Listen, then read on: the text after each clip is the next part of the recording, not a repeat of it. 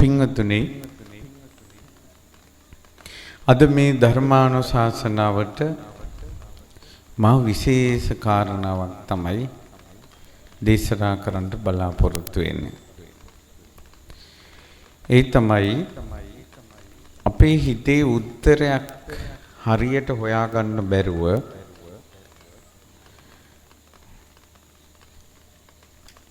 අතරමං වෙලා නමුත් විටින් විට මතක් වෙන කාරණාවක්.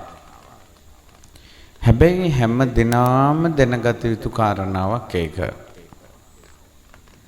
ඒ තමයි පින්වතුනි ගොඩක් මේ අපි ගත්තොත් එහෙම හතර පොයට සිල් සමාදන් වෙන උපාසකම්ම කෙනෙක්ගෙන් ඇහුවත්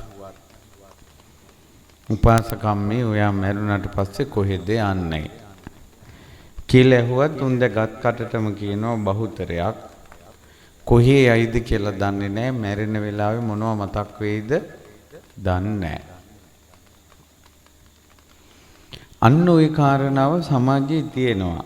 කොහොම මැරෙයිද මැරෙනකොට මොකක් මතක් වෙයිද කියලා. ඉතින් ඒ නිසා අන්න ওই කාරණාව ගැන ලෞතර බුදුරජාණන් වහන්සේ වදාළ අනුශාසනාවක් තමයි අද ඔයාලට දේශනා කරන්නේ. අද මම ඔයාලට කියලා දෙනවා ඔය හැම එක්කෙනාම මැරෙන විදිහ කියලා දෙනවා. අද කියලා දෙනවා ඔයා මැරෙන විදිහ අද කියලා දෙනවා. හැම එක්කෙනාම එක එක්කෙනා ගත්තොත් දැන් ඔයාලට හිතෙන්නේ මං කොහොමද මැරෙන්නේ කියලා. මැරෙන විදිහ කියලා දෙනවා. මැරෙනකොට මොකද්ද මතක් වෙන්නේ? ඊට පස්සේ කොහෙද යන්නේ? අන්න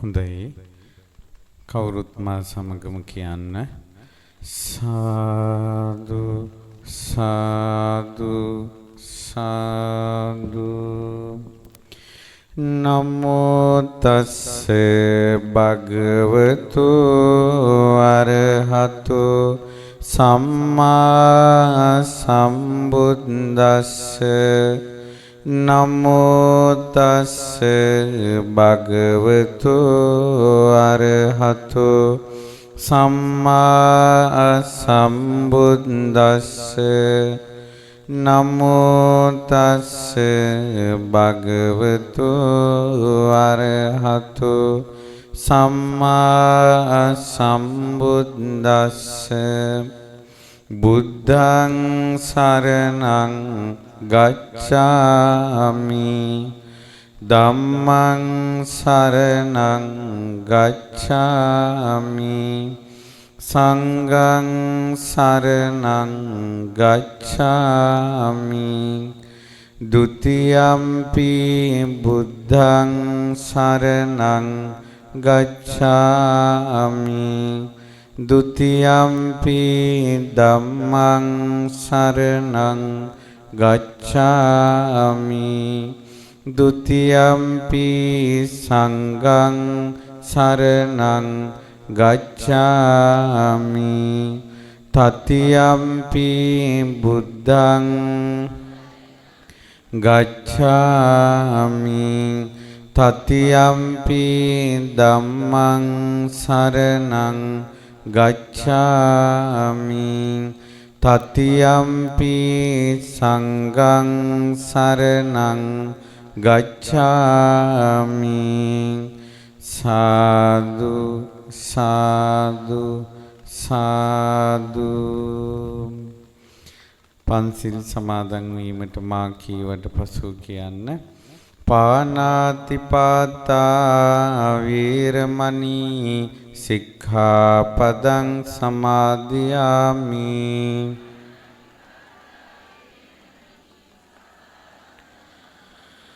අදින්නාදානා වීරමණී සික්ඛාපදං සමාදියාමි.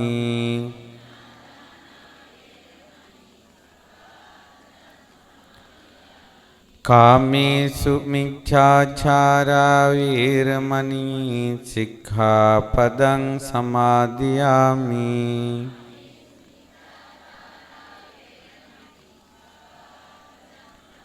මුසාවාදා වීරමණී සික්ඛාපදං සමාදියාමි.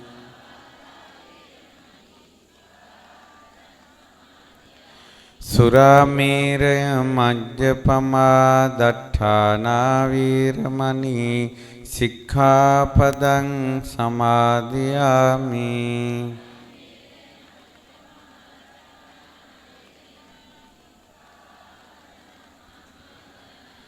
තිසරණේන සද්දින් පංචශීලං ධම්මං සාදුකං සුරක්ඛිතං කତ୍වා අප්පමාදේන සම්පාදේත. සාදු සාදු.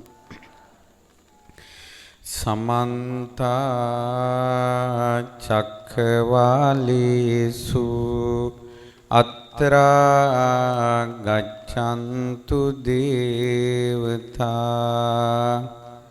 සද්දම්මං මුනි රාජස්ස සුනන්තු සග්ග මොක්ඛදං. ධම්මස්සවන කාලෝ අයං බදන්තා. ධම්මස්සවන කාලෝ අයං බදන්තා. ධම්මස්සවන කාලෝ අයං බදන්තා. නමස්කාර වේවා බුදුරුවනට සැමදා බුදු හිමි සරණ යමි. නමස්කාර වේවා ධම්රුවනට සැමදා සදහම් සරණ යමි. නමස්කාර වේවා සංඝරුවනට සැමදා මහා සංඝ සරණ යමි. නමස්කාර වේවා තුනුරුවනට සැමදා තිසරණ සරණ යමි. සාදු සාදු සාදු. මා පළමුවෙන්ම මාගේ ගුරු දේවෝත්තම පින්වත් ලොකු ස්වාමීන් වහන්සේව සිහි කරනවා. මාගේ ගුරු දෙවිඳුන් නිදුක් නිරෝගී දීර්ඝායුෂ ලබත්වා. සාදු සාදු සාදු. වැඩමවා වදාළ අති ගෞරවනීය පූජනීය අපේ පින්වත් නායක ස්වාමීන් වහන්සේ ප්‍රධාන විහාරස්ථානයේ ගෞරවනීය නායක ස්වාමීන් වහන්සේ ප්‍රධාන පූජනීය මහා සංඝරත්නයන් අවසරයි. අපේ නායක හමුදුරන් වහන්සේලා ඇතුළු සංඝරුවනට නිදුක් නිරෝගී දීර්ඝායුෂම ලැබේවා. සාදු සාදු සාදු. ශ්‍රද්ධාවන්ත පින්වතුනි, අමුලින් මතක් කරන්න ඕන ওই වයසක අයම හිටගෙන ඉන්නකොට අමාරු වෙති ගොඩක් වෙලා. ඒ නිසා ඔය තියෙන තැන්වල හිටගෙන ඉන්න අමාරු අය, කලන්තය හැදෙන අය, දනිස්කකුන් තියෙන අය ඔය කොහේ හරි තියෙන තැනක ඉඳ ගන්න. අනිත් අය පුළුවන් විදිහට මේ ධර්මානුශාසනාවට සවන් දෙන්න. පින්වතුනි, නායක හාමුදුරුවෝ පිළිගැනීමේ කතාව කරමින් මතක් කළා සතපින්කමේ තවත් ධර්මානුශාසනාවක් අද මේ පැවැත්වෙන්නේ කියලා. පින්වතුනි, අද මේ ධර්මානුශාසනාවට මා විශේෂ කාරණාවක් තමයි දේශනා කරන්න බලාපොරොත්තු වෙන්නේ. ඒ තමයි අපේ හිතේ උත්තරයක් හරියට හොයාගන්න බැරුව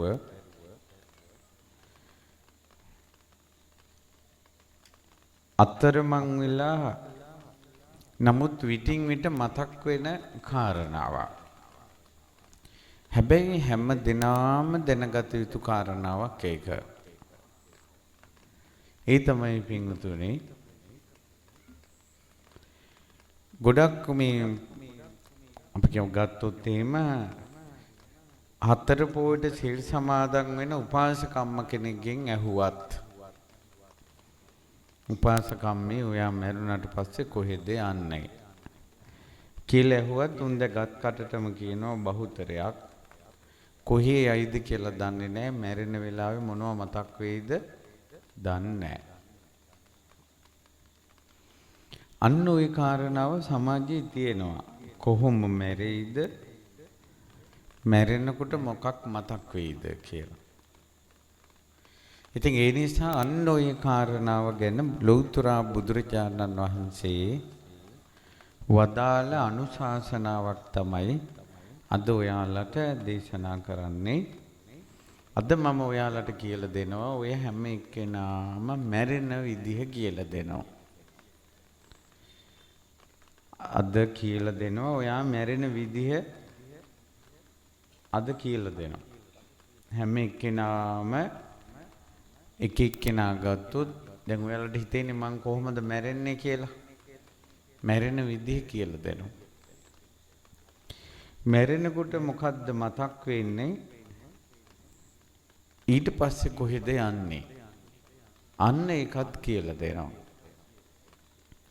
ඉතින් මුලින් මතක් කරන්න ඕන කටින මහා පිංකම මේ කාලේ ලංකාව පුරාම කටින පිංකම්.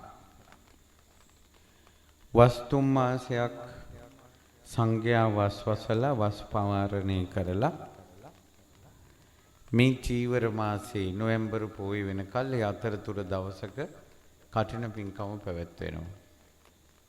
ඉස්සර ගොඩාක් මේ කටින පිංකම් වලට රජවරු පවා ආස කළා. දුටුගැමුණු රජුරෝ තමන්ගේ රාජ්‍ය වර්ෂ 24ට කටින පිංකම් 24ක් කළා. නව අවුරුද්දක ඒ කටින චීවරෙත් එක්ක මුළු ලංකාවෙම සංඝයාට 3 සිවුරු පූජා කළා. දුටුගැමුණු රජුරෝ. සද්ධාතිස්ස රජුරෝ 6 වතාවක් ලංකාවේ සියලු සංඝයාට 3 සිවුරු පූජා කළා. මහ පෙරකුම්බා රජුරෝ එක අවුරුද්දක කටින පිංකම් 80ක් කළා. ඉතින් ඒ නිසා මහවංශේ හරියට මේ කටින පිංකම් කරපු අය ගැන විස්තර තියෙනවා. ඒකට හේතුව තමයි මේක උත්තුංග මහා පිනක්. කටිනානිසංස නම් ඔයාලා අහලා ඇති. ඔයාලට අනිවාර්යෙන් අහන්නත් ලැබෙනවා කටින පිංකම් වලදී. නමුත් කාගේත් අවධානය නොයන සුවිශේෂී පිනක් තියෙනවා. ඒක තමයි අග්‍රම පින. කටින පිංකමක. මොකද ඔය කටින චීවර පූජාවක් කරන්න බෑ උපසම්පදා සංඝයා නැත්තම්. ප්‍රතිපත්ති ගරුක සංඝයා නැත්තම් කටිනයක් කරන්න බෑ. උපසම්පදා පැවිදි උපසම්පදාව රැකගෙන නැත්තම් වස් සමාදන් වුණේ නැත්තම් තුන් මාසේ වස් රැක්කේ නැත්තම් වස් පවාරණය කළේ නැත්තම් චීවර මාසය තුල ඒ චීවර පූජාව කළේ නැත්තම් කඨින චීවරයක් පූජාවක් ගිහියට කරගන්න බෑ. සම්පූර්ණයෙන් කඨින චීවර පූජාවට අනුග්‍රහය දක්වන්නේ ඇත්තටම බැලුවොත් සංඝයා මිසක් ගිහියා නෙවෙයි. කඨින චීවරය කියන එක කඩෙන් අරන් උනත් පූජා කරන්න පුළුවන්. හැබැයි අර ප්‍රතිපත්තිය තියෙන භික්ෂුවට විතරයි. එක ආරාමික එකයි. ඉතින් කෙසේ නමුත් මේ කඨින චීවර පූජාවකින් ලැබෙන උතුම් ආනිසංස එකක් විතරක් මම කියලා මම මාතෘකා කරගත්ත දහම් පරයයට මං එනවා. ඒ තමයි පින්වතුනි තුන්සිත පහදවගෙන සංඝයා කෙරෙහි අතිශයින් ගෞරවයෙන් සංඝ ගෞරවයෙන් ශ්‍රද්ධාවන්ත කෙනෙක් පූජා කරන කඨින චීවර පූජාවෙන් රැස් වෙන පිනට පුළුවන් එයාට නිවන් අවබෝධ කරන්න තියෙන අවස්ථාව ආරක්ෂා කරනවා. ඔය අහලා ඇති මහා මෙරක් වගේ වජ්‍රමය පර්වතයක් වගේ සොලවන්ට බැරි සිඳින්න බැරි මහා පිනක් රැස් වෙනවා කියන අර්ථයෙන් ඔය කඨින කියන වචනේ දෙනවා. සොලවන්න බැරි මොකද්ද? සිඳින්න බැරි මොකද්ද? ඡේදනී කරන්න බැරි මොකද්ද? නිවන පිණිස තියෙන පින. ඔබ සංසාරේ කරපු ප්‍රාර්ථනාවකින් හෝ ඔයාලා සංසාරේ කරපු තුන් පිනකින් හෝ පුණ්‍ය කර්මයකින් හෝ ඔයාට නිවන් දකින්න පිනක් තියෙනවා නම් ආන්නේ පින වෙන කිසිම දෙයකින් හානියකටපත් වෙන්නේ නැතුව ඒ පින ආරක්ෂා කරලා ඔබව නිවන කරා යොමු කිරීමේ බලයක් කඨින චීවර පූජා පිනක තියෙනවා. නිවන් දකින්න පින සොලවන්න දෙන්නේ නැහැ. නැත්නම් ශ්‍රද්ධාවන්ත කෙනෙක් පූජා කරන කඨින චීවර පූජාවෙන් රැස් වෙන පිනට පුළුවන් එයාට නිවන් අවබෝධ කරන්න තියෙන අවස්ථාව ආරක්ෂා කරනවා. ඔය අහලා ඇති මහා මෙරක් වගේ වජ්‍රමය පර්වතයක් වගේ සොලවන්ට බැරි සිඳින්න බැරි මහා පිනක් රැස් වෙනවා කියන අර්ථයෙන් ඔය කඨින කියන වචනේ දෙනවා. සොලවන්න බැරි මොකද්ද? සිඳින්න බැරි මොකද්ද? ඡේදනී කරන්න බැරි මොකද්ද? නිවන පිණිස තියෙන පින. ඔබ සංසාරේ කරපු ප්‍රාර්ථනාවකින් හෝ ඔයාලා සංසාරේ කරපු තුන් පිනකින් හෝ පුණ්‍ය කර්මයකින් හෝ ඔයාට නිවන් දකින්න පිනක් තියෙනවා නම් ආන්නේ පින වෙන කිසිම දෙයකින් හානියකටපත් වෙන්නේ නැතුව ඒ පින ආරක්ෂා කරලා ඔබව නිවන කරා යොමු කිරීමේ බලයක් කඨින චීවර පූජා පිනක තියෙනවා. නිවන් දකින්න පින සොලවන්න දෙන්නේ නැහැ. නැත්තම් පින්වතුනි නිවන් දකින්න කෙනා නිවන් දකින්නවාමයි කියලා එකක් නැහැ. නිවන් දකින්න කෙනාගේ නිවන් දකින්න අවස්ථාව මගහැරෙන්න පුළුවන්. අජාසත් බණහපු දවසේ බුදුරජාණන් වහන්සේ වදාලා මහණෙනි මේ අජාසත් තාත්තා මැරුවේ නැත්තම් පල්ලෙවෙනි බණෙන්ම සෝවාන් වෙනවා කිව්වා. බලන්නකො සෝවාන් වෙන්න පින තිබිලා ඒක ඡේදනය වුණාද නැද්ද? නැසුණාද නැද්ද? නැසුණා. වීදියේ සිඟා කන මහා ධනවත් සිටුවරේ දැකලා බුදුරජාන් වහන්සේ වදාලා මොහු තරුණ කාලේ මහාන වුණා නම් රහත් වෙනවා කියලා. දැන් මොකුත් කරගන්න බැරි කෙනෙක් බවට පත් වෙලා. බලන්නකො රහත් වෙන්න පින තිබිලා ඒක ඡේදනය වුණා. ඒක නැසුණා. ඒ අවස්ථාව මගහැරුණා. ඒතකොට ඔයාලට ඔය කර්මයේ ඡේදනය වෙනවා කියන එක තේරෙන්නේ නැත්නම් තවත් සරල කළොත් එහෙම නිවන් දකින්න ලැබෙන අවස්ථාව මගහැරෙන්න දෙන්නේ නැහැ. ඒ වගකීම ගන්නවා චිත්ත ප්‍රසාදයෙන් සංඝ ගෞරවයෙන් කරන කටින චීවර පූජාවේ පින. ඇයි මම මේ වචන ටික බර කළා කිව්වේ චිත්ත ප්‍රසාදයෙන් සංඝ ගෞරවයෙන් කියන එක බර කළේයි මම. මේ මහා පෙරහැරින් කටින චීවරේ රැය පාන්දර වඩම්මලා ලක්ෂ ගණන් වියදම් කරලා පින්කම් කරලා මා හරසරින් චීවරේ පූජා කරනවනේ කටින චීවරේ. ওই චීවරේ පුරවන්නේ සංඝයානේ. උට කටින චීවරේට වඩා වටින්නේ සංඝයා. කටින චීවරේ ගෙදර තිබිලා බුද්ධ පූජාව තිබ්බා කියලා සාංගික දානයක් පිනේ නැහැ. හැබැයි ওই සිවුර පෙරෙව්වොත් සංඝයා වහන්සේ නමක් සාංගික දානෙ පිනේනවා. ඒතර කටින චීවරයට වඩා වටින්නේ සංඝයා. ඔච්චර හිසේ තියාගෙන ගෙනල්ලා පූජා කරන සිවුර පොරවන සංඝයාට ඔය කටවලින් දොස් කියන්න ගත්තට පස්සේ ඇද්දකුද කියන්න ගත්තට පස්සේ තුන් සිත පහදවගෙන කියන කාරණාව නැසිලා යනවා. කටිනේ කළාට කරපු අයම ආයෙ බයිනවා. එතකොට යා කාටද ඒ චීවරේ ගෙනල්ලා තියෙන්නේ එහෙනම්? අපිට පින්වතුනි සංඝයාගේ ඇදකුද දැක්කා හිතුවා කියලා අපි සුගතිය යන්නේ නැහැ. හැබැයි සංඝ ගුණ හිතුවොත් සංඝයා සරණ ගියොත් එයා සුගතිය උපදිනවා. එතකොට සුගතිය උපදින්නේ සංඝයා ගැන තියෙන පැහැදීමෙන් ගෞරවයෙන් නම් ඔබ හොයන්න ඕනේ සංඝයා ගැන පැහැදෙන දේවල්. සංඝයා ගැන ගෞරවය ඇති වෙන දේවල් ඔයා හොයන්න ඕනන්නේ. ඒත් මේ Facebook YouTube වලින් දුවේ පුතේ ඔයාලා හොයන්නේ සංඝයා ගැන පැහැදෙන දේවල්ද අපැහැදෙන දේවල්ද? අද සමාජයේ සංඝ ගුණ නෙවෙයි දාන්නේ අගුණමයි.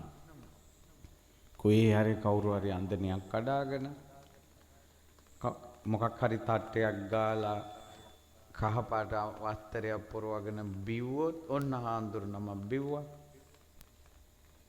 කොච්චර ප්‍රතිපත්තිගරුක හාමුදුරුවෝ ඉන්නවද? එතකොට ඒකයි මං කිව්වේ සංඝ ගෞරවය. අපි ඇත්තටම හාමුදුරුවෝ සුද්ධ කරන්න ගිහියන්ට ලොකු දෙයක් කරන්න දෙයක් නැහැ. මේ බුද්ධ ශාසනය පිහිටවපු ලෞතර බුදුරජාණන් වහන්සේ වදාලා මේ බුද්ධ ශාසනය සාගරයක් වගේ. මේ සාගරේ මලකුණු රඳින්නේ නැහැ. කුණු එළියට විසික කරනවා, වෙරළට ගහනවා. ආන්න ඒ වගේ සිවුරක් පොරවාගෙන යම්කිසි කෙනෙක් අශ්‍රමණ කටයුත්තේ යෙදුනොත් එයා බුද්ධ ශාසනයේ බුද්ධ ආඥාවෙන්ම එයා ශාසනයෙන් බැහැර කරනවා. අපිට අලුතෙන් කරන්න දෙයක් නැහැ.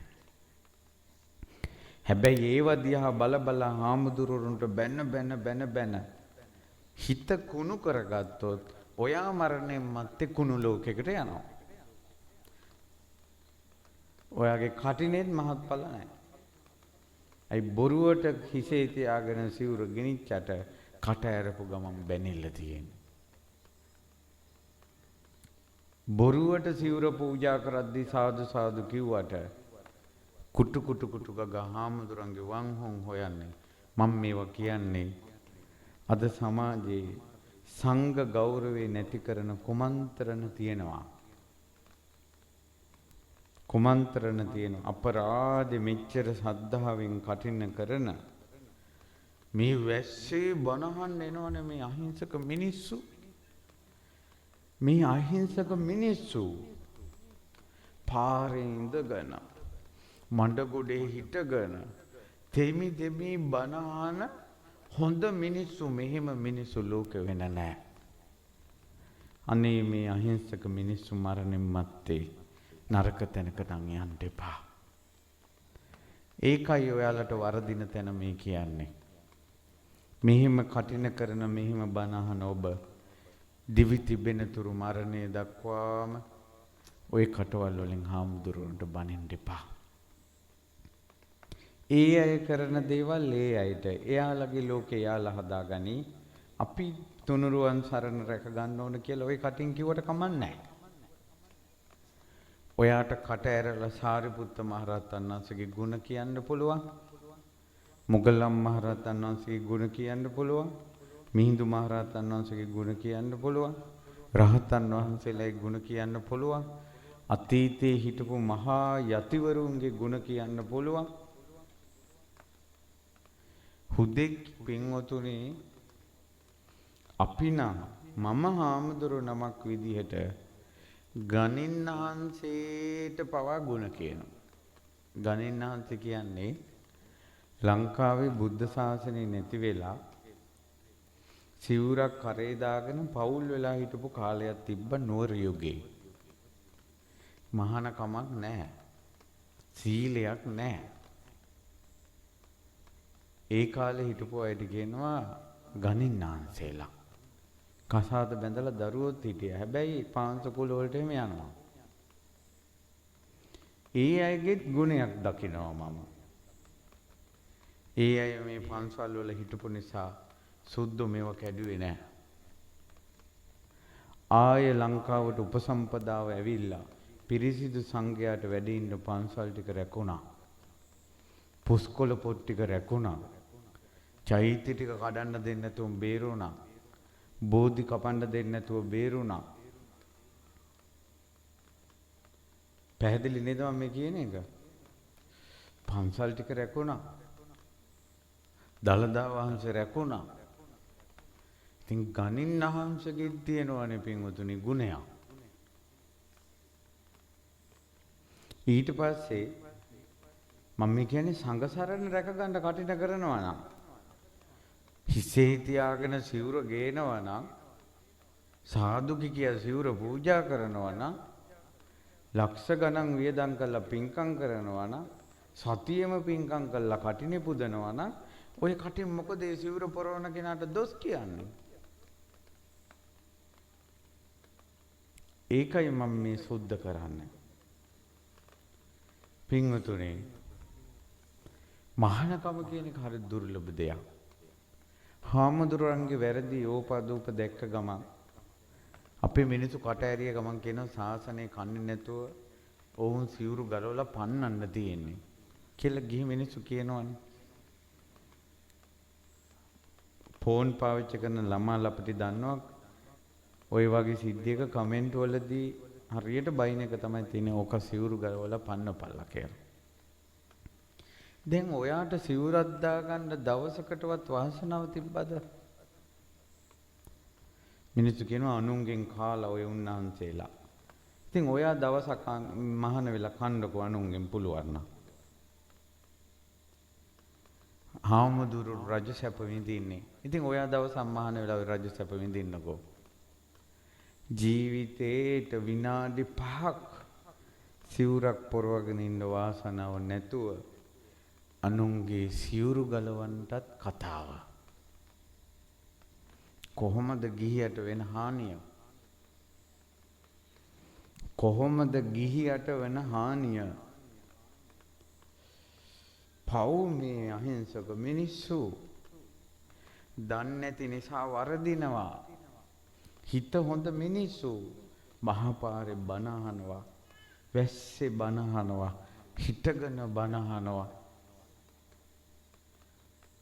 මොනවා වුණත් දන් දෙනවා. අදින් පස්සේ සංඝයාට දොස් කියන්න එපා. හාමුදුරන්ගේ වං උන් හොයන්න එපා. හොයන කට්ටියක් ඉන්නවා. ඒ කට්ටිය ওই ටික මොන හරි කරයි. අපිට අවසානයේ දන් හැන්දක් බෙදා ගන්න හාමුදුරුවෝ නැති කාලයක් එනවා. වැඩි ඈතක නැහැ. දැන් මේ තියෙන ටෙලිෆෝන් හුටපටේ නිසා අලුතෙන් එකෙක් මහාන වෙන්නෙත් නැහැ. මහාන වෙච්ච උන්වහන්සේලා ඉන්නෙත් නැහැ. මහාන වෙන අයට ඉන්න දෙන්නෙත් නැහැ. මේ සංඝයා නැති වෙනවා කියන එකේ හැටි කාලයක් නෙවෙයි. මෙතන වරද්දාගෙන කෙනෙක් මැරිලා පෙරේතෙක් වුණොත් පැන් වඩලා පින් දෙන්න දානයක් දෙන්න හාමුදුරු නමක් හොයාගන්න නැති වෙයි. දානයක් දෙන්න හාමුදුරු නමක් හොයාගන්න නැති වෙයි. අපිට ඕනේ නැහැ පින්වතුනි මේ වංහොන් පිරිහෙනකොට හැමෝම පිරිහෙනවා. හාමුදුරුවෝ විතරක් නෙවෙයි. ගිහියා පවා. ගිහි මිනිහටත් පන්සිල් පද පහරක ගන්න බෑ. තමන්ගේ ගෑණිට විතරක් ආදරය කරගෙන ඉන්න බෑ. වෙන ගෑනුත් ඕන. කසාද බැඳලා කට පියාගෙන ඉන්න බෑ. ගෙවල් වල රණ්ඩු. ඉතින් ගිහියටත් හිනේ වැදිලා තියෙන්නේ. හාමුදුරුවෝ නමකට විච් එකක් විතරක් නෙවෙයි මේක. ඒ නිසා ඔයාලට පහදින්න සංඝයා ඕන තරම් ඉන්නවා. සමහර මිනිස්සු කියනවා ඔය උන්ට වඳින්න එපා පව් සිද්ධ වෙනවා. ලු මිනිස්සු කියනවා. අපි කියමු එක හාමුදුරුවෝ නමක් ඉන්නවා දුස්සීලයි. කිසිම සීලයක් රකින්න නැති කෙනෙක් ඉන්නවා කියන්නකෝ. ඊයාගේ වැදූ මව් මගේ බුද්ධ පුත්‍රයන් වහන්සේ කියලා වැදූ මව් ඒ හාමුදුරන්ට වඳිනවා. ඒ අම්මට ඒ වන්දනාවෙන් පව් රැස් වෙනවද පින් රැස් වෙනවද? කියන්නකෝ. බුද්ධ පුත්‍ර සංඝයාට වැඳීමේ පින රැස් වෙනවා. එතකොට වැදූ මවත් වැන්දට පස්සේ පින් රැස් වෙනවා නම්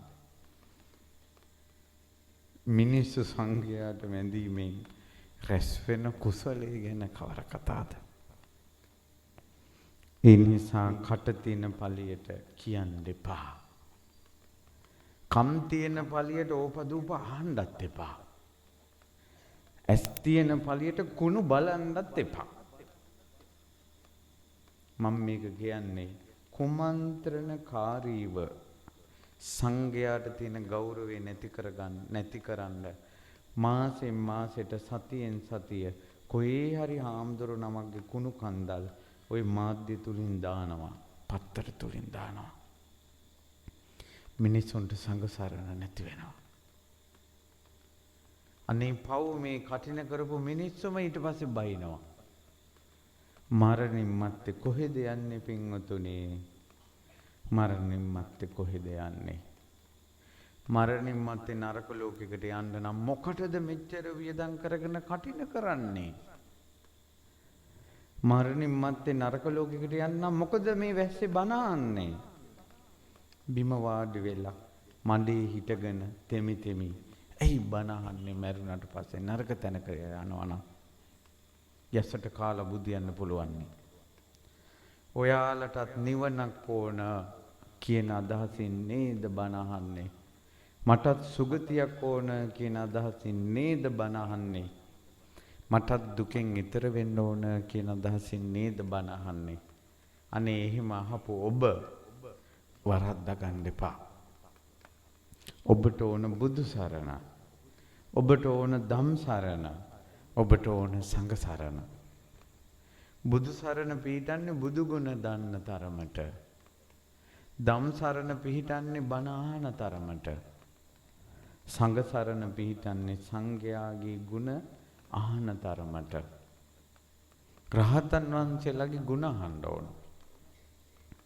හරි. ඔය කටිනේ මහත්ඵල වීම ගැන මං කිව්වේ අන්න ඒ වගේ සංඝ සරණ තියෙන කෙනෙක් සංඝයා ගැන පැහැදීමෙන් ඉන්න කෙනෙක් කටිනයක් කළොත් එහෙම එයාට නිවන් ඊළඟට ලැබෙන නිවන් දකින අවස්ථාව මග හැරෙන්නේ නැහැ. දැන් අපි ඔබ අටවිසි වන්දනාව කරන අටවිසි බුද්ධ වන්දනාව. තන්නං කරෝ මහවීරෝ මේදං කරෝ මහයසෝ.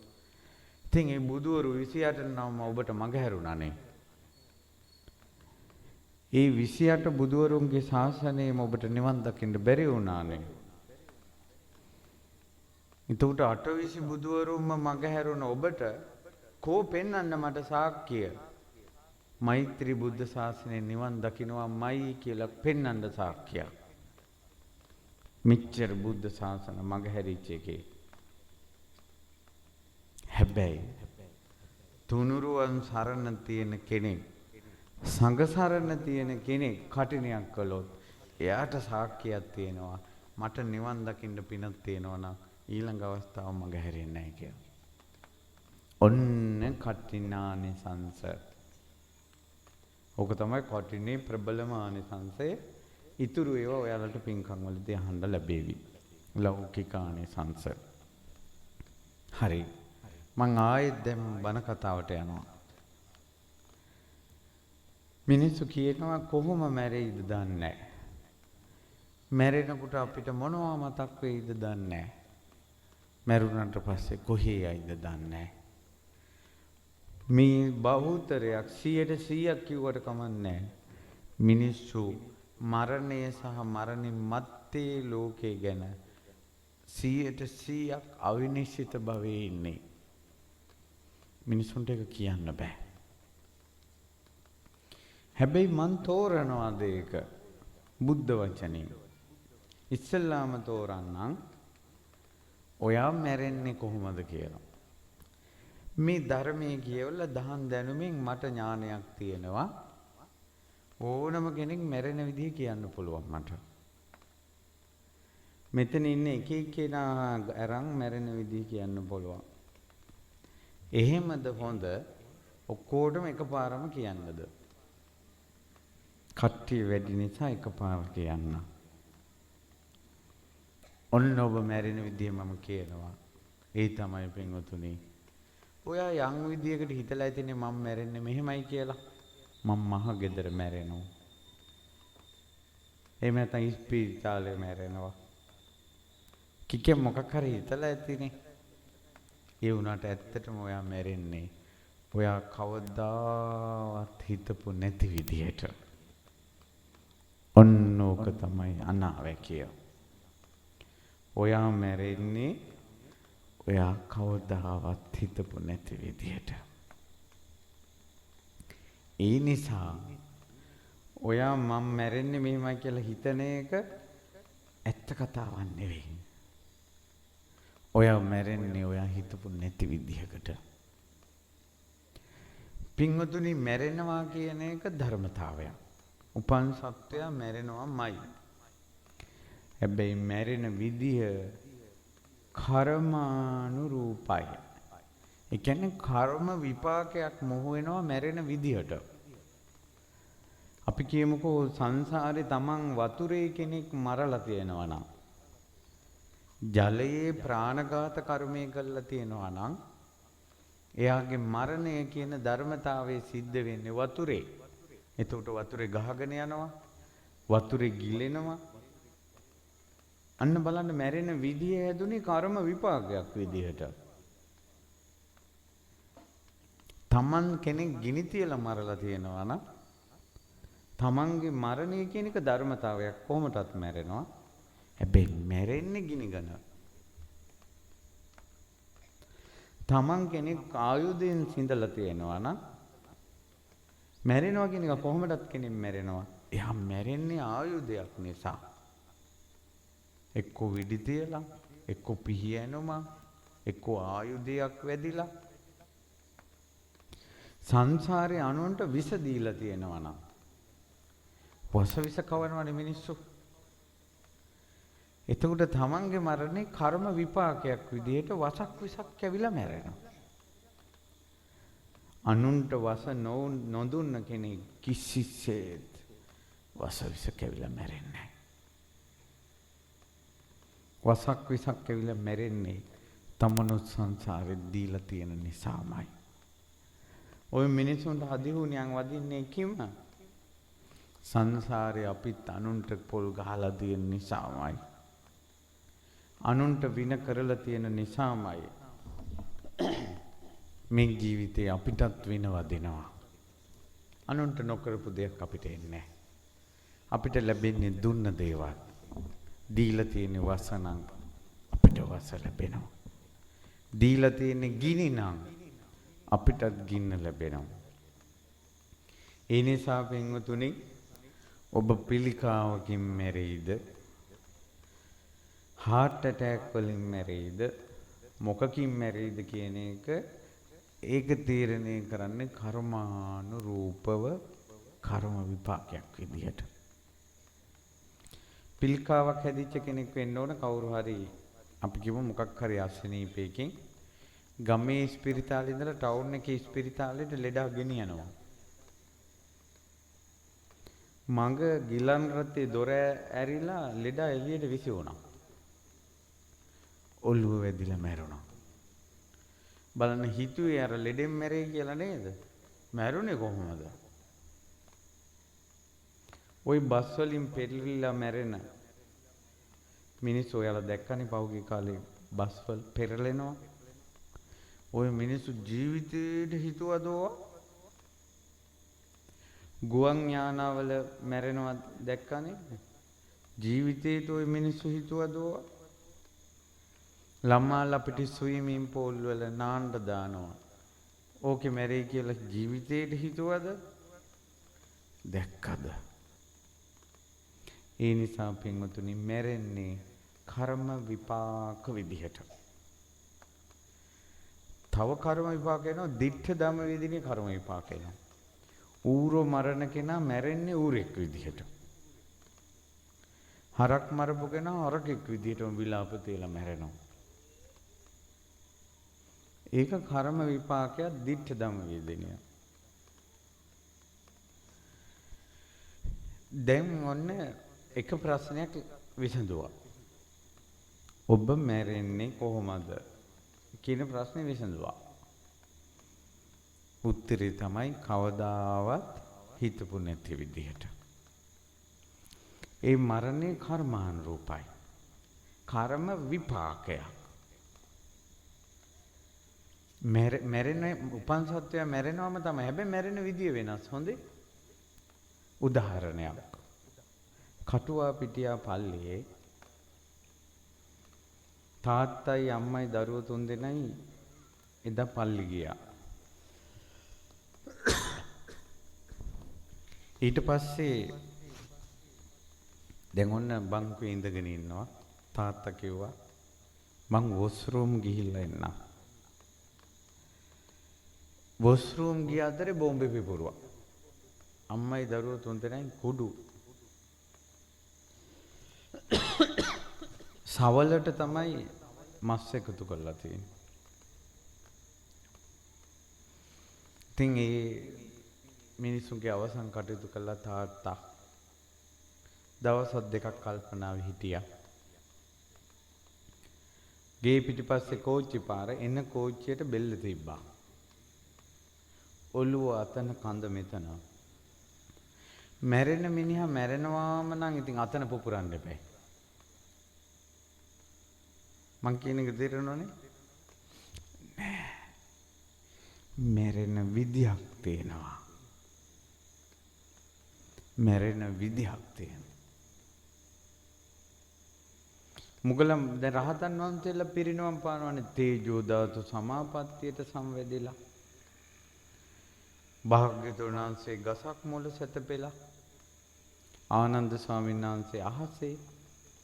සරියුත් මහරහතන් වහන්සේ නිවසේ. ඇයි මුගලන් මහරහතන් වහන්සේට ගුටි දුන්නේ? ඇයි පොළොව වලින් තැළුවේ? පිරිනුවම් පානකොට. ආන්න පිරිනුවම් පාන රහතන් වහන්සේටත් අර මවුට කරපු අනතුර කියන එකෙන් පිරිනුවම් පාන විදිහත් වෙනස් වුණාද නැද්ද? මුහුද ගොඩගරපු ලංකාවේ කැලණිතිස්ස රජුරුවන්ගේ කාලේ කැලණිතිස්ස රහතන් වහන්සේ පිරිනුවම් පෑවේ තෙල් කටාරමක තැම්බිලා සංසාරේ කිරිහට්ටි උණු කරන කිරියකකට මැස්සෙක් දැම්මා කියන කර්මය ඒ විදියට ඇවිල්ලා රහතන් වහන්සේ පිරිනිවන් පාන විදිහ වෙනස් වුණා. ඕවත් එක්ක බලනකොට අනාදිමත් සංසාරේ හොඳ නරක දෙකම කර කර තරහ වෛරයෙන් හිතේ කැකෑරී තියෙන මේ මිනිස්සු කොයි විදිහට මැරෙයිද කියලා කවුද දන්නේ පින්වතුනි? සමහර මිනිස්සු පන පිටින් පණුව ගහනවා. ලෙඩ ඇඳේ අවුරුදු ගණන් ඉන්නවා. අපි එපා කිව්වට බෑ. කර්මානුරූපයි. හරි දැන් වැඩි විස්තර ඕනෙත් නැහැ. දැන් ඊළඟ ප්‍රශ්නෙට යමු. මැරෙනකොට මොකද්ද මතක් වෙන්නේ? ඔයාට. ඒකට උත්තරයක් හොයාගන්න ක්‍රමයකුත් තියෙනවා. හැබැයි ඊට කලින් වෙනම තව උත්තරයක් දීලා ඉන්න ඕන. මැරෙනකොට මතක් වෙන දේ හරියටම කියන්න පුළුවන් වෙන්නේ මැරෙනකොටම තමයි. අලියෙක් ඉස්සරහට આવොත් ඔයා මොකද්ද කරන්න කියලා ඇහුවට මං දැන් උත්තරේ දෙන්නේ මේ පුටුවේ ඉඳලා.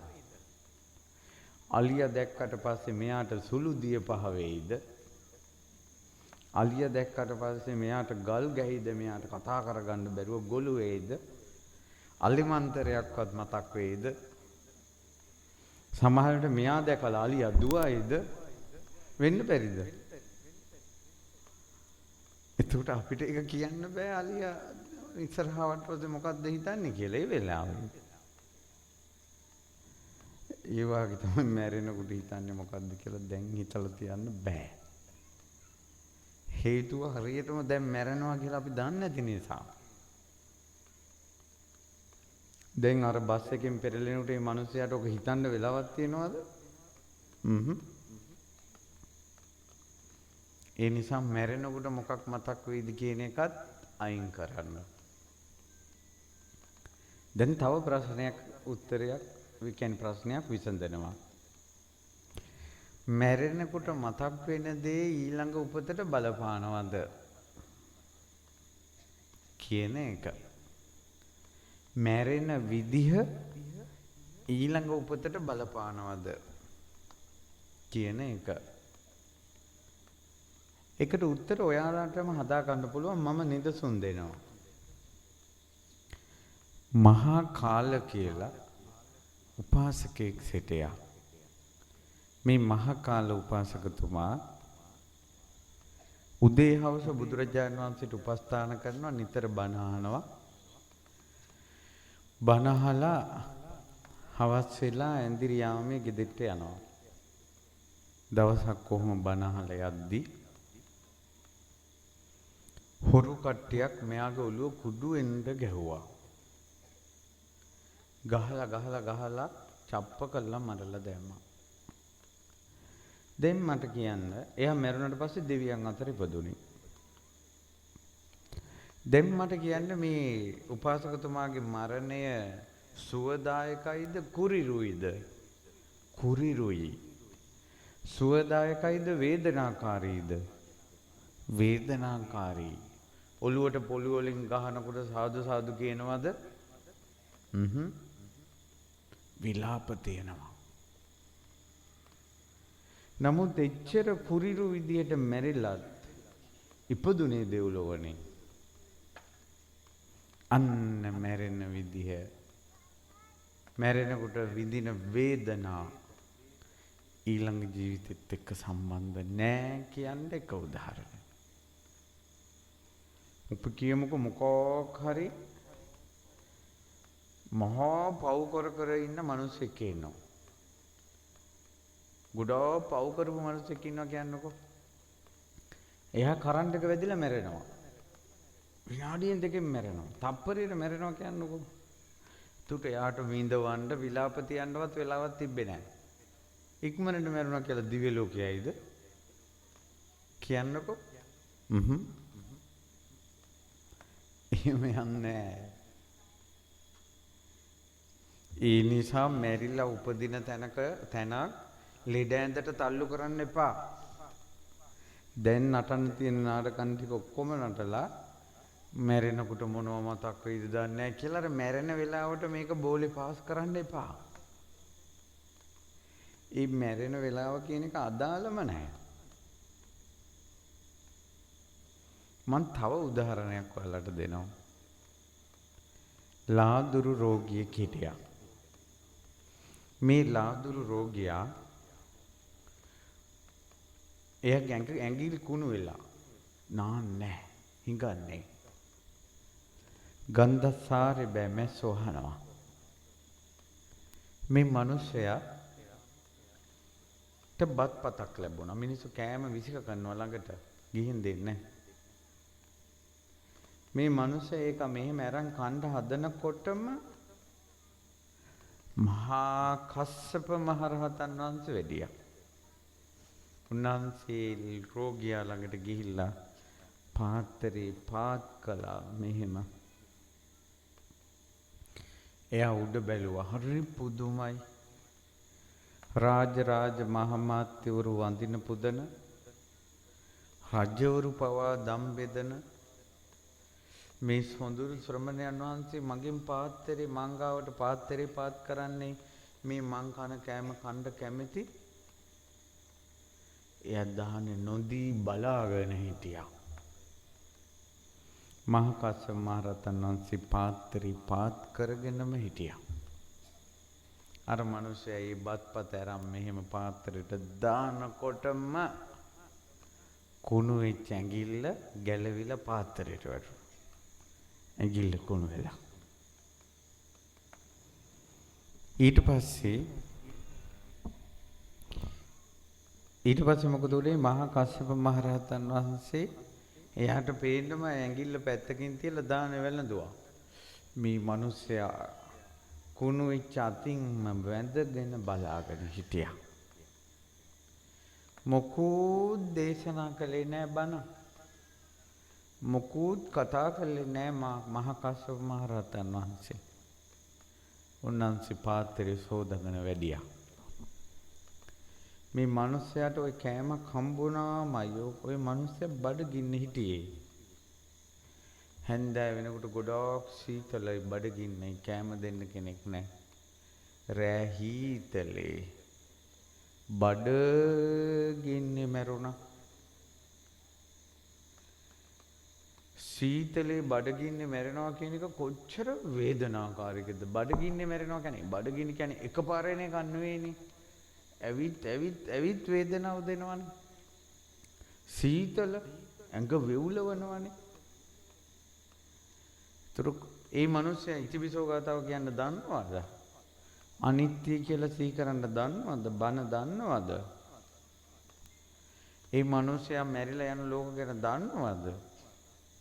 ඒ මිනිස්සයා කොච්චර පණ බේරගන්න වේදනාවෙන් ඉඳලාද මැරුණේ?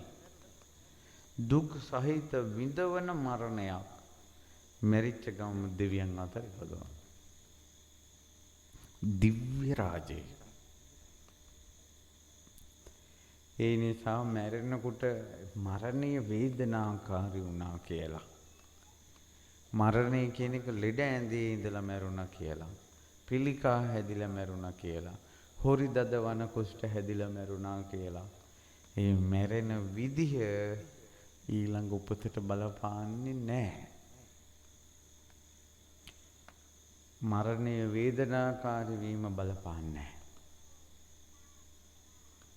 ඔය මං උදාහරණ දුන්නේ චත්තමානවකට බුදුරජාණන් වහන්සේ පන්සිල් පිහිටෙව්වා. තුනුරුවන් ගුණ ගාථා වදාලා. චත්තමානවක යනවා.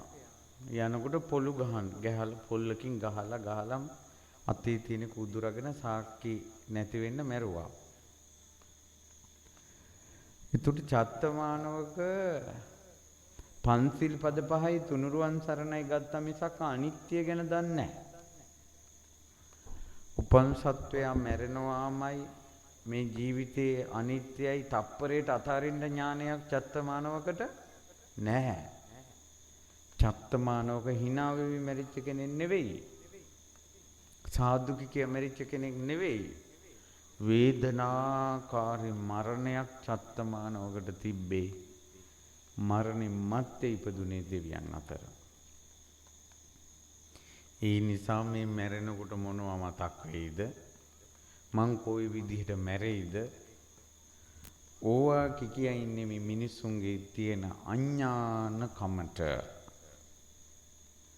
ඒක මිනිස්සුන්ගේ නුවණක්කාර වචන නෙවෙයි. ධර්මයේ නොදන්නාකම. හැබැයි මිනිස්සෙකුට අහිංසකව ඒ සිතිවිල්ලක් එන්න පුළුවන්. මං කොයි විදිහට මැරෙයිද? මැරිලා කොහේ උපදීද? ওই සිතිවිල්ල මිනිස්සුෙකුට එන්න පුළුවන්. මං හිතනවා මෙතන ඉන්න මිනිස්සුයන්ට එනවමයි ඕක මටත් එක්කම. මටත් හිතෙනවා. මටත් හිතිලා තියෙනවා. එදා ලෞතර සම්මා සම්බුදුරජාණන් වහන්සේ කපිලවස්තුවේ වැඩ සිටියේ. මහානාම කියන ශාක්‍යයා බුදුරජාණන් වහන්සේ බැහැ දකින්න ඇවිල්ලා අහනවා, ස්වාමීනි භාග්‍යතුන් වහන්සේ, මම බුදුරජාණන් වහන්සේ ඇසුරු කළ මනෝභාවනීය භික්ෂුන් ඇසුරු කළා. හදේ චිත්ත ප්‍රසාදයෙන් හරි සැනසීමෙන් මම මේ ආරාමෙන් පිට වෙන්නේ. නිග්‍රෝධාරාමයෙන්. ඒ වුණාට ස්වාමීනි මං කපිලවස්තු නගරයට යනකොට කුලප් වෙච්ච ඇත්තු ගොඩක් ඒ හුටපට වලට මටත් මැදිහත් වෙන්න වෙනවා. දැන් මේ වාහන තියෙනා වගේ එදා වාහන තියෙන ඇත්තු වලින් තමයි බලවත්තු යන්නේ නැත්තුන්ගේ උඩ. මේ පෙරහැරකට අලියෙක් ගෙනල්ලා කුලප් වුණාට පස්සේ මෙච්චර දඟලවිල්ලක් නම් නිතර පාරේ අලි ඇත්තු යනවා කියන්නේ කොහොම කුලප් වීමක් වෙනව ඇතිද? ඊට පස්සේ අස්පයෝ කුලප් වෙනවා. ගවයෝ බැඳපු කරත් යන්නේ ගවයෝ කුලප් වෙනවා. ඒකාස්සේ මේ මිනිස්සු පීඩණයෙන් ඉන්න මිනිස්සු මැදට ගියාට පස්සේ මිනිස්සුත් රණ්ඩු වල පටලැවෙනවා. අනේ ස්වාමීනි බණ අහලා හිත පහදවගෙන යන්න මට ඔය මිනිස්සු ගොඩ මැදට ගිහිල්ලා ඔය අවුල් වලට මාවත් පටලැවෙනකොට මට බුදුරජාණන් වහන්සේ මතක් වෙන්නේ නැහැ. ධර්මයේ මතක් වෙන්නේ නැහැ. සංඝ රත්නය මතක් වෙන්නේ නැහැ. තුනුරුවන් මතක් වෙන්නේ නැහැ මට. එතකොට ඒ වෙලාවට මට තියෙන අවුල, ඒ වෙලාවට මගේ හිත කැළඹිලා තියෙන්නේ තරහ. ඇයි රණ්ඩු වෙන මිනිසුත් එක්ක මට එන්නේ තරහ. ඉතින් මට ඒ වෙලාවට හිතෙනවා ඔන්න ඔය වාගේ වෙලාවක පොළු පාරක් කාලා හරි මම මැරුණොත් මං කොහේ යයිද කියලා මට හිතෙනවා කිව්වා. අහිංසක ප්‍රශ්නයක් ඇහුවේ. අහිංසක ප්‍රශ්නයක් ඇහුවේ. ওই වාගේ වෙලාවක මම මැරුණොත් ස්වාමීනි කොහේ යයිද? ওই රණ්ඩු ගොඩක් මැද. මා බායි මහානාම බය වෙන්න එපා. මහානාම බය වෙන්න එපා. බුදුරජාණන් වහන්සේ වදාළා. දීඝරත්තං මහානාම සද්ධා පරිභාවිතං චිත්තං. මහානාම බොහෝ කාලයක් ශ්‍රද්ධාවන්තව හිටපු හිතක් තියෙන කෙනෙක් කොට. ඒ කියන්නේ ශ්‍රද්ධාවට හානි වෙන්නේ නැහැ. හැමදාම එයා ශ්‍රද්ධාවන්තයි. දැන් මිනිස්සු මේ hina වෙලා ශ්‍රද්ධාවන්ත වෙනවා, වචන වැරදිච්ච ගමන් බැන යනවා. ඒ ශ්‍රද්ධාව පරිභාවිත කරන්නේ නැහැ එයා. ශ්‍රද්ධා පරිභාවිත කියන්නේ බුදු ගුණ අහලා ආයෙත් පහදිනවා. බණ ආයෙත් පහදිනවා. රහතන් වහන්සේලා ගැන අහලා ආයෙත් පහදිනවා. ඒකට කියනවා ශ්‍රද්ධා පරිභාවිත කියලා. ශ්‍රද්ධාව ආයෙ ප්‍රයෝජනෙට ගන්නවා යා. කියන්නේ ආයෙ යාගේ හිතේ ශ්‍රද්ධාව ඇති වෙනවා. අන්න එහෙම හිතක් තියෙන කෙනෙක්. සීල පරිභාවිතං චිත්තං. සිල් පරිභාවිත කරන කියන්නේ සීලය පරිභාවිත කරන්න ඕන. ළමයිට කිව්වොත් ඒක තේරෙන වචනෙන් කිව්වොත් මේ එයාගේ හිතේ සිල් කියන වචනේ තියෙනවා. අපි ගත්තොත් මම පන්සිල් රකින්න ඕන කියන අදහස තියෙනවා එයාගේ. සමහරට සිල් රකින්න බෑ. නමුත් එයා දන්නවා මට පන්සිල් රකින්න ඕන. එයා උදේ හවස පන්සිල් ගන්නවා. මට පන්සිල් රකින්න ඕන. මෙන්න මගෙන් සිල්පදයක් කැඩුනා. මං ආයේ සමාදන් වෙන්න ඕන. සිය වතාවක් කැඩුනොත් සිය වතාවක් සමාදන් වෙනවා. බයිසිකලේ පදිනකොට වැටෙනවා. වැටි නැගිට ආයෙ පදිනවා ආයෙ වැටෙනවා. එයා බයිසිකලේ පරිහරණය කරන කෙනෙක්ද නැද්ද? එයා බයිසිකලෙන් වැටුණාට බයිසිකලේ පරිහරණය කරනවා. පරිභාවිත කියන්නේ පරිහරණය කරනවා. සීල පරිභාවිත මේ ලෝකෙ මිනිස්සු ඉන්නවා පන්සිල් ගන්න ඕන කියන උවමනාවක් නැති අය ඉන්නවා. දුවේ පුතේ ඔයාලා පන්සිල් ගන්න ඕන කියන එක හිතට ගන්න අද ඉඳලා. ඔය බයිසිකලේ උපමාව ඔලුවට ගන්න. ඊට පස්සේ හිතන්න මම පන්සිල් රකින්න ඕන කියලා. කැඩුනොත් සමාදන් වෙන්න. කැඩෙන සිල්පද කොහොමද රකින්නේ කියලා හිතන්න.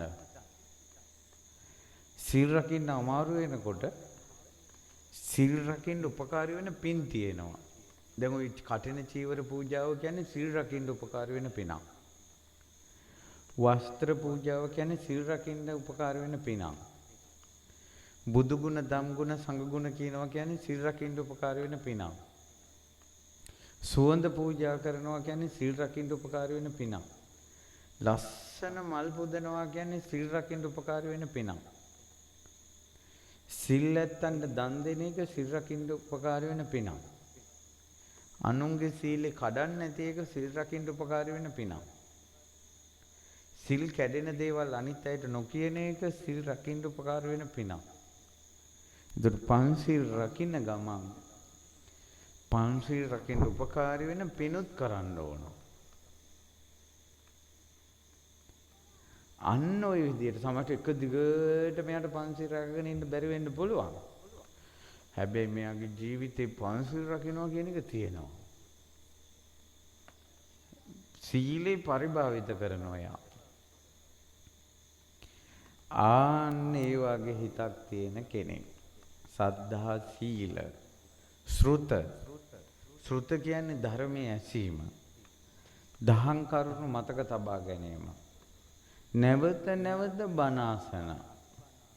නැවත නැවත බණ පොත් කියවන. නැවත නැවත දහම් කරුණු හිතට ගන්න. ඒකට කියනවා ශ්‍රුත. ඇහුවා ඉවරයි නෙවෙයි ආය අහනවා. ඒකට කියනවා සුත්ත පරිභාවිත. අමතක වෙනවා තමයි. දැන් බණ අහනවා අමතක වෙනවා. ආය අහනවා. අමතක වෙනවා කියලා බණ අහන එක නතර කරන්නේ නැහැ. ආය අහනවා. ඒතකොට බණ ඇසීම කියන ශ්‍රුතය එයා පරිහරණය කරන කෙනෙක් එයා. සුත්ත පරිභාවිත. මේ වචනට හොඳට අහගන්න. සද්ධා සීල ශ්‍රුත ත්‍යාග ඡාග පරිභාවිතං චිත්තං කියන්නේ දන් දීම නැවත නැවත කරනවා. එයා දන් දෙන කෙනෙක්. එකපාරක් දීලා නතර වෙන කෙනෙක් නෙවෙයි. ඔන්න ඕක මතක් කරන්න ඕන මේ කටින ගැන. මම අවුරුදු ගණනාවක ඉඳලා කටිනවලට යන කෙනෙක්. ඒ කියන්නේ මාසෙම යනවා කටිනෙට. හැම දවසෙම කටිනවලට යනවා මම. මේ මාසේ හැම දවසෙම කටිනවලට යනවා. ලංකාව පුරාම යනවා. පන්සල් වල අසපු වල. සමහර තැන් වලට ගිහිල්ලා මට මතකයි කලින් කවුද කටින කළේ කියලා. බොලේ. ගිය පාර කටිනේ කරපු කෙනා මේ පාර දකින්නවත් නැහැ. ඒක එතනින් ඉවරයි. අපි ඉස්කෝලේ යන මම සාමාන්‍ය පෙළ උසස් පෙළ කරලා පස්සේ මහාන වෙච්ච කෙනෙක්. එතකොට අපි සාමාන්‍ය පෙළ කරලා 10 11ට එනකොට කලින් O level කරලා පාස් වෙච්ච අයගෙන් අපි අහනවා අයියේ අක්කේ කොහොමද මේ ගණන් හදන්නේ කොහොමද මේ කරන්නේ ඔයාගේ නෝට්බුක් තියෙනවද ඔයා කොහොමද හොඳට පාස් වුනේ කොහොමද ඔයා නෝට් ගැහුවේ අහනවා අපි විභාගේ පාස් වුණාට පස්සේ අපේ නංගිලා මල්ලට අපි කියලා දෙනවා මම O level පාස් වුණාට පස්සේ මං උසස් පෙළ කරන ගමන් O level ළමයිට ක්ලාස් කළා ගමේ මගේ දැනුම එයාට මං දුන්නා උඹලා පාස් වෙනිල්ල කියලා විභාගේ ලියන ඉස්කෝලේ යන අපි අතරක් තියෙනවා එකිනෙකාට උදව් කර ගැනීම. ඒ නිසා කටිනියක් කරලා මගේ කටින ඉවරයි කියලා පැත්ත ගහන්න නැතුව ඊළඟ පාර කටින කරන කෙනාට උදව් වෙන්න. ඒ කටිනේ කරන කාලෙට ඇවිල්ලා පන්සල සුද්ධ කරන්න. තින්ත ගාන කොඩි දාන වගේ කොටසක් ඔයත් බාර ගන්නයි ඔයත් කටිනයක් කරපු කෙනෙන්නේ. ඔයාගේ කටිනේට අනිත් අය උදව් කරනකොට ඔයාට කොච්චර හයියක්ද ඒක? අන්න එහෙම කරන මිනිස්සු කටිනේ අත්හරින්නේ නැති මිනිස්සු. දන් දීම අත්හරින්නේ නැති මිනිස්සු නැවත නැවත දෙනවා. ඡාග පරිභාවිත ප්‍රඥා පරිභාවිත පඤ්ඤා පරිභාවිතං චිත්තං මැරෙනවා කියන එක නිතර හිතනවා ඒක ප්‍රඥාවට අයිති මේවා දාලා යන්න වෙනවා කියලා නිතර හිතනවා ප්‍රඥාවට අයිති අටලෝ දහම එනවා කියලා නිතර හිතනවා ප්‍රඥාවට අයිති ඔයාලගේ ළමයි ගෙදර 4 දෙනෙක් හිටියට ওই ළමයි ලෝක 4කින් ආවේ උන්ගේ ගති ගුණ 4ක් මේක ලෝක ස්වභාවය කියලා හිතනවා ප්‍රඥාවට අයිති. ආන්න නැවත නැවත ප්‍රඥාව පරිභාවිත කරනවා. මහා නාම සද්ධා සීල සුත ත්‍යාග ප්‍රඥා කියන මේ සීක බල පරිභාවිත කරන කෙනෙක් කොයි විදිහට මැරුණත් එයාගේ මිනිය පණුව ගැහුවත් බල්ලොලව කෑවත් හිවල්ලොලව කෑවත් කුණු වුණත් වලේලවත් ගිනි තිබ්බත් එයා මරණින් මාත්තේ උද්දංගාමි හෝති විශේෂගාමි උඩටයි යන්නේ විශේෂයකටයි යන්නේ නෝ අපායන් දුග්ගතින් මිනිපාතං ගච්ඡේය අපායට යන්නේ දුගතියට යන්නේ මේ සුද්ධ සිංහලෙන් මොකද්ද මම මේ කියන බණ කියන්නේ ඔයාලා මැරිලා ඉපදෙන තැන හැදෙන්නේ ලෙඩ ඇඳේ නෙවෙයි දැන් ඉන්න විදිහත් එක්කයි. දැන් ජීවත් වෙන විදිහට ඔයාගේ දිව්‍ය ලෝකේ අපාය හැදෙන්නේ. ඒ නිසා කොයි විදිහට මැරෙයිද? මැරෙනකොට මොනව මතක් වෙයිද? කොහි යයිද? ඕවා උත්තර නැති ප්‍රශ්න. විදිහට පැත්තකට දාලා පන්සිල් පද පහවත් රැක ගන්න නැතුව ජීවත් වෙන්න එපා. බුදුරජාණන් වහන්සේ දේශනා කරන මහා නාම තෙල් පුරවපු කලයක් තියෙනවා. මහා නාම මිනිස්සෙක් මේ තෙල් පුරවපු කලේ කට වහලා වතුර ඇතුළටම ගෙනියලා කඩනවා. කඩනකොට වලං කැබිලි ටික ඇතුළට ගිහිල්ලා තෙල් ටික උඩට එනවා. ආන්නේ වගේ මහා නාම සද්ධා සීල සුත ත්‍යාග ප්‍රඥා කියන දේවල් පරිභාවිත කරපු මිනිස්සේ කොයි විදිහට මැරුණත් එයාගේ මිනියට මොනවා වුණත් ගුටි කාලා මැරුණත් පිහියනුම් කාලා මැරුණත් ඉන්න කාලේ සද්ධාවෙන් ඉඳලා නම් පන්සිල් පද පහ රැක ගන්න මහන්සි වෙලා නම් දන් දෙන කෙනෙක් නම් නිතර බණ අහන කෙනෙක් නම් එයාගේ හිත නැඹුරු වෙලා තිබේ සීක බලවලට නම් මරණින් මත්තේ සුගතිය යන්නේ. දැන් ඕවා කිනුට ඔයාලට මතක් වෙන්නේ නැද්ද? සමහර මැරිච්ච අය එනවා පෙරේත වෙලා. කියනවා නේ මම මැරෙනකොට දුව මතක් වුණා ඒකයි මම මේ දුව ළඟට ආවේ කියනවා. ඔය කතාව පෙරේතයනි කිව්වේ. අපි ඔය gediya පිටින් ගිලින්න හොඳ නැහැ. එයාට පේන දේ එයා කියන්නේ. ඔය ආච්චි ඔහොම කිව්වට මැරෙන වෙලාවේ දුව මතක් වුණා කියලා ඔය ආච්චිගේ ජීවිත කතාව බැලුවොත් ඉන්න කල් දරුව මැත්තේ මැරිච්ච ආච්චි කෙනෙක්. ඉන්න කල්ම දරුවෝ මැත්තේමයි නැහුනේ. ආයේ මැරෙනකොට මතක් වෙච්ච කතාවක් නෙවෙයි උතන තියෙන්නේ. මැරෙනකොටත් ඒකම තමයි මතක් වෙන්නේ. ඉඩම් වලට ඉන්න කල් ඉඩම් මැත්තේමයි. පින්වතුනි කුඹුරකට පොල් ගහක් නැමිලා තියෙනවා. ගඟකට පොල් ගහක් නැමිලා තියෙනවා. ඒ ගහ කොහොම කැපුවත් වැටෙන්නේ කොහෙටද? කොහෙටද වැටෙන්නේ? නැඹුරු වෙලා බර වෙලා තියෙන පැත්තටයි වැටෙන්නේ. අන්න ඒ වගේ. ජීවත් වෙලා ඉඳින් හිත තියෙන්නේ නැඹුරු වෙලා කොයි පැත්තටද? ඒ පැත්තටයි මරණයන් මත්තට යන්නේ. ඒ නිසා දරුවෝ මත්තේම නැහෙන්න එපා. ඉඩකඩම් මත්තේම නැහෙන්න එපා. සල්ලි මත්තේම නැහෙන්න එපා. සද්ධාවටත් ඔයාගේ ජීවිතේ ඉඩක් තියන්න. පන්සිල් පද පහටත් ජීවිතේ ඉඩක් තියන්න. බණ ඇසීම කියන එකටත් ජීවිතේ ඉඩක් තියන්න. දන් දීමටත් ජීවිතේ ඉඩක් තියන්න. ප්‍රඥාවටත් ජීවිතේ ඉඩක් තියන්න. ඔහේ ජීවත් වෙන්නේ නැතුව. හැබැයි මැරෙන වෙලාවේ සමහර අය කියනවා මේ පින්කම් මට අපිත් ආශිර්වාද කරනවා. මැරෙන වෙලාවෙත් මේ කටින පින්කම මතක් වේවා කියලා අපි කියනවනේ. හැබැයි මැරෙන වෙලාව මතක් වෙන්න ක්‍රම කිහිපයකුත් තියෙනවා. මේක නානප්පකාරයෙන් අනේක පරියායන ධම්මෝ පකාසිතෝ. බුදුරජාණන් වහන්සේගේ ධර්මයේ අනේක පරියායන් දේශනා කරපු එකක්.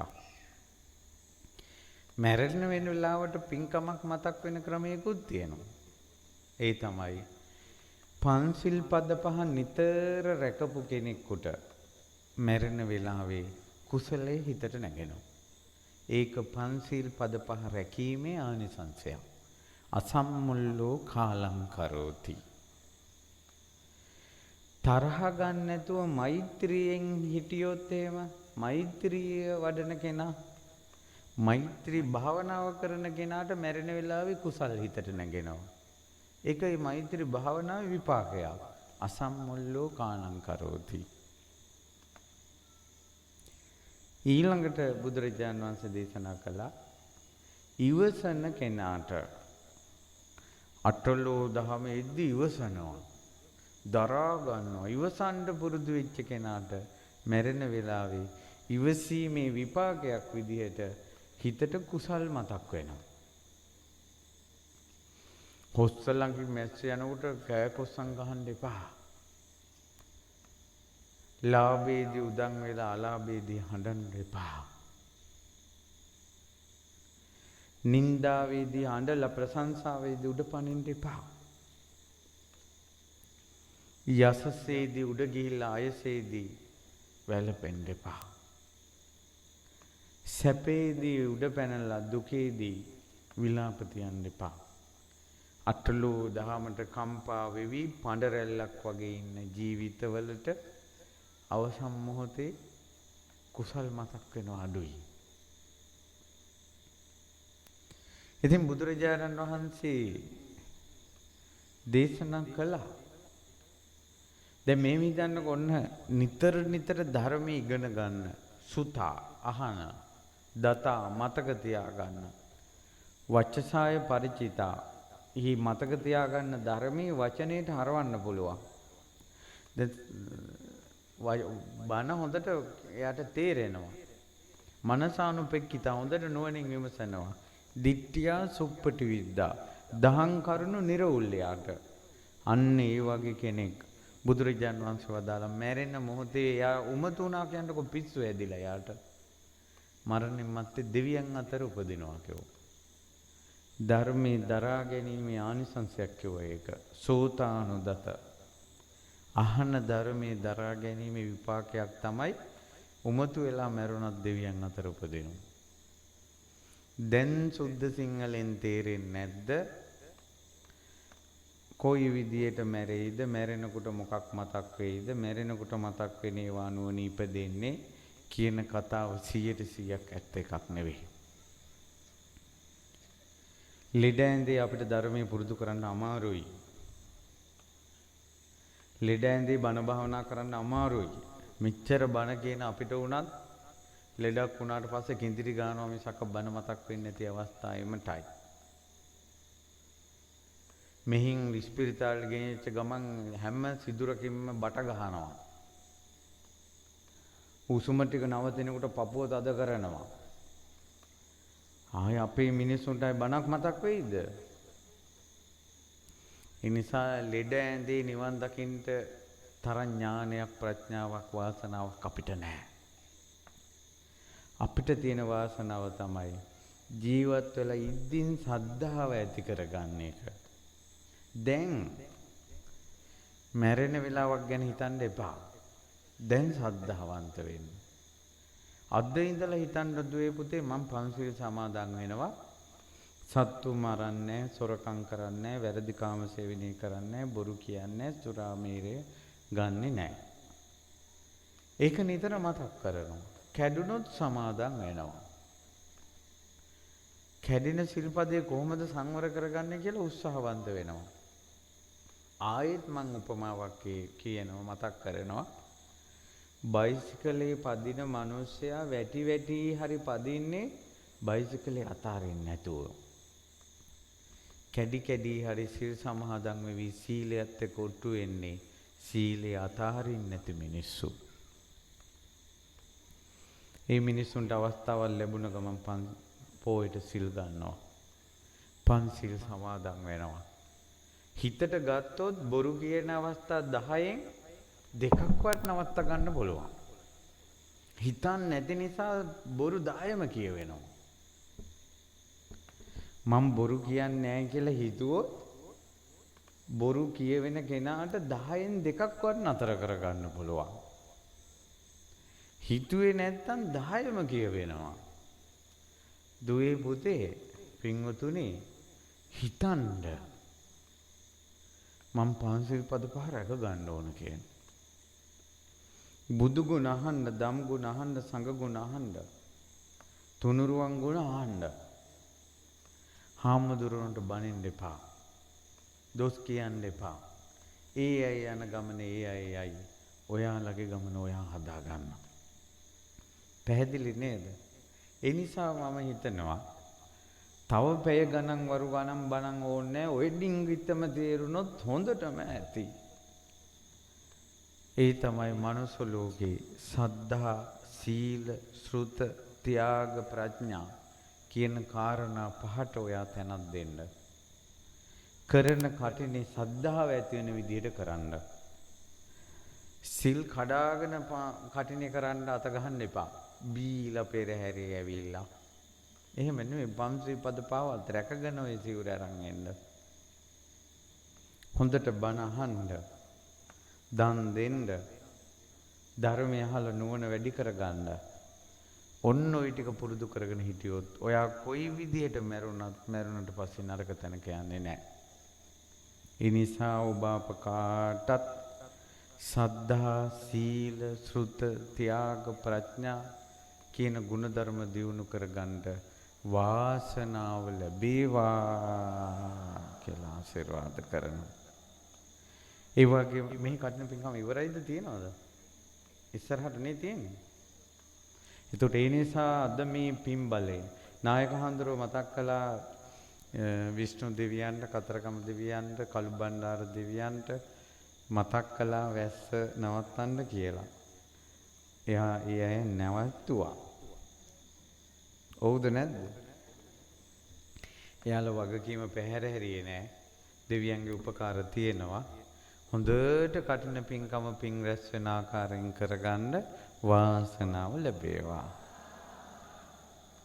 ඊළඟට කටින පින්කම් වලට සහභාගී වෙන්න පින්වතුනි. දූල පුතාලට කියන්නේ පැටවුනේ කටින පින්කම් මං අරගන්න එපා. මමත් ගෙදර ඉන්න කාලේ එදාට ඉස්කෝලේ යන්නෙත් නැහැ. කටින පින්කම දවසට. මම හිටපු මම අවුරුදු 19 මහාන වෙන්න ආවේ. අවුරුදු 19ෙම කටින පින්කම් මතක තියෙන හැම අවුරුද්දෙම කටින පින්කම් වලට එකතු වුණා. අල්ලපු ගම් වල කටින පින්කම්. ඇයි එක මාසයයිනේ මේක තියෙන්නේ. ඒ පින් ටික රැස් කරගන්න.